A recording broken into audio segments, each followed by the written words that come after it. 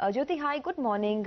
What's the sense you're getting on how Hi. the remainder part of the year will shape up? Because we have a lot of cues stacked up, starting with earnings and then the Bihar elections. Yeah, so I think we're getting into what I call the conversion season. So like typically if you see the markets over the last 4-5 quarters, once we get into the result season, markets tended to weaken a bit because results have tended to disappoint. Everything else points to, yeah, the future will be good, so people buy that hope. But once we get into that result season, I think it will be very similar to the last few result seasons where earnings will be weak. We probably end up with flat to slightly negative earnings growth for the quarter. And so we are going to see markets probably consolidate a bit. Also, we have to remember we've seen like a nice move in the last 3 weeks. So from the lows, we've seen markets up being 8%, which again is probably meaning that we are due for a bit of a consolidation phase. Okay, morning Jyoti, good to have you with us. When you say consolidation, do you see markets retesting 7,500, the kind of lows it went to? Yeah, I think it possibly could go there. So my view, probably we don't break that low, but possibly we'll try to come closer to that level again. And that partly would be led by global factors also weakening a bit. Essentially, I guess the big concern still is growth is the missing element everywhere. So growth is missing in India, but growth is probably a bigger worry outside India. And that till that comes back, really, what you're playing is hope versus reality that, okay, we hope that things are getting better, but somewhere every time earnings hits us, the reality is that, okay, this is not really panning out.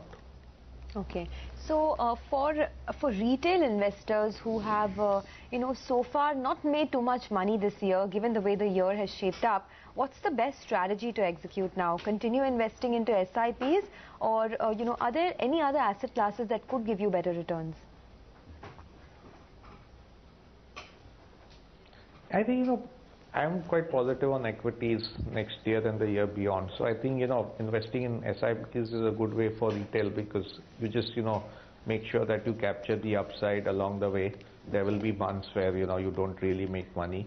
This year, when we look at it, I guess when the year started, most people thought it will be a year where markets will be giving a lower return. It would be a year of consolidation probably, and that's what it's turning out to be. It's the year where, after sharp gains we saw in the last 18 months ending last year, we've seen the markets consolidating this year, which is good because once we've had the consolidation next year, if we can get some earnings kicker starting, we'll probably see a good phase in the markets again. Okay, that's for overall markets, Jyoti. Where are the investment ideas at this point in time? Would your bets be cyclical, as many people are betting on? Yeah, so there are two things which I'm betting on. One is the rupee sensitives, which is like for the near term because you are into the earnings season. You'll probably get earnings which are good in only a small section of the pocket. And the other is the cyclicals, which I think over the next 2-3 years will do well.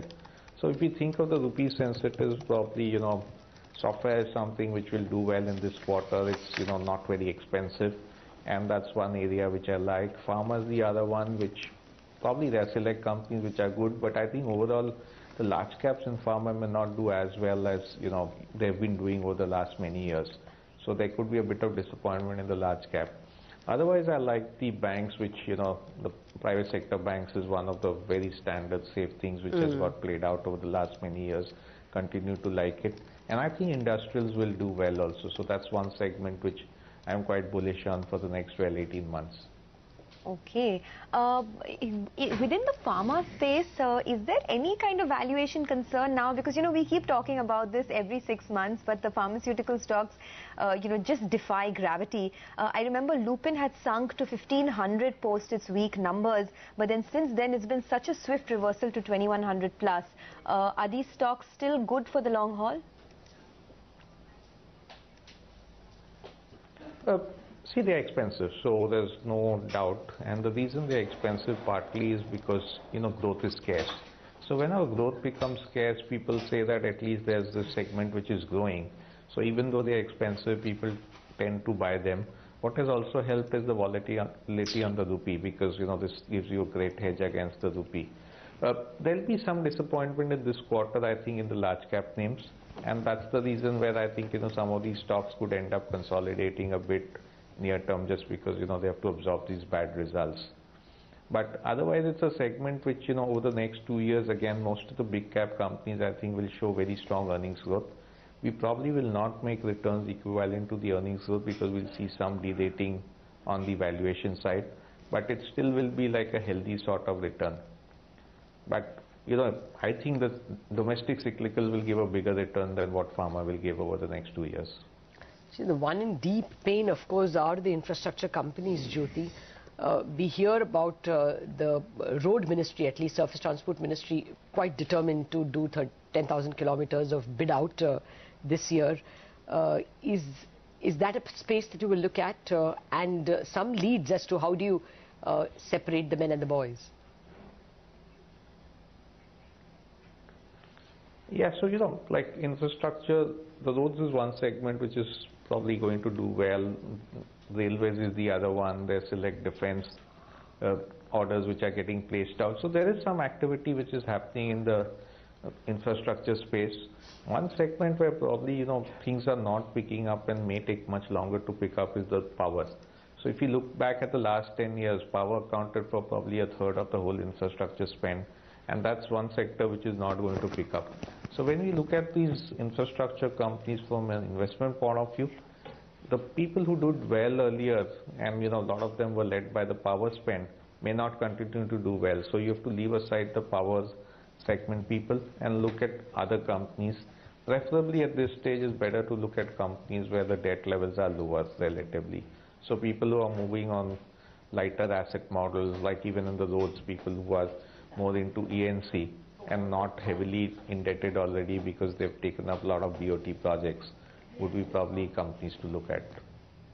Okay, well, what do you do with some of these IT names now, Jyoti? We are heading into the earnings season, and this month, I know the month, it's relatively early, but this month, some of the IT stocks have moved to the back burner. What's the expectation from earnings this time?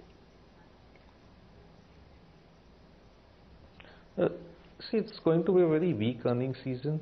So relatively, I think IT will do well in the earnings season because a lot of these IT names with a bit of the rupee depreciation probably are going to show results which are good. They may not be spectacular, but I think the results are going to be good. So I think IT, probably does well. The reason it moved to the back burner was, we had this massive rate cut which was unexpected. So the inclination became to buy all the rate sensitives. I think, from a near-term point of view, IT is looking good. Okay, all right, Jyoti. We'll leave it at that. Thanks so much for joining us. And